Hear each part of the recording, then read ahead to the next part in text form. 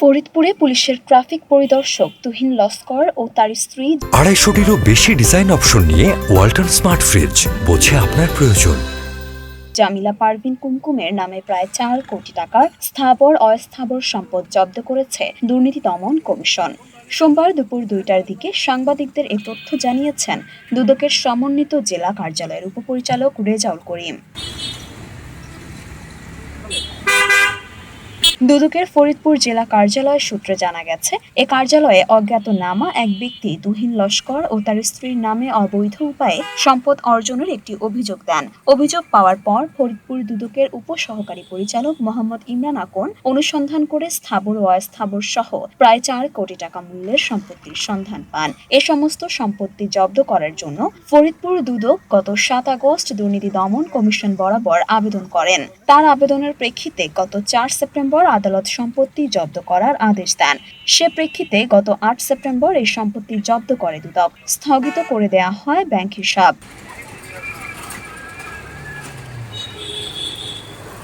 জব্দ করা স্থাবর সম্পত্তির মধ্যে তুহিনের স্ত্রীর নামে রয়েছে আনুমানিক 1,50,00,000 টাকা মূল্যের খুলনার হাইজিং স্টেট এলাকার গোয়ালপাড়া মৌজায় 1.805 কাঠা জমির উপর 2 ইউনিটের 5 তলা বাড়ি, আনুমানিক 4,20,000 টাকা মূল্যের খুলনার খালিশপুরের গোয়ালপাড়া মৌজায় 1.805 কাঠা জমি, আনুমানিক 30 লাখ টাকা মূল্যের ফরিদপুর শহরে 116 নম্বর কমলাপুর মৌজায় 1,200 বর্গ ফুটের ফ্ল্যাট, আনুমানিক 40 লাখ টাকা মূল্যের শহরের 119 নম্বর হাবিলি গোপালপুর মৌজায় 1200 বর্গফুটের ফ্ল্যাট, 1,56,000 টাকা মূল্যের শহরের হাবিলি গোপালপুর মৌজায় 00.35% জমি, 40 লাখ টাকা মূল্যের গোপালগঞ্জ সদরের খাটারা মৌজায় 5.20% জমি, 9,18,225 টাকা মূল্যের ওই একই মৌজায় 7.80% এবং 6,12,225 টাকায় 5.2% জমি।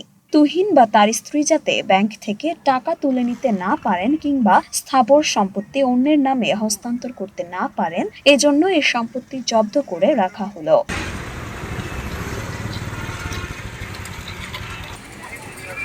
মরিয়ম মিম, ঢাকা পোস্ট।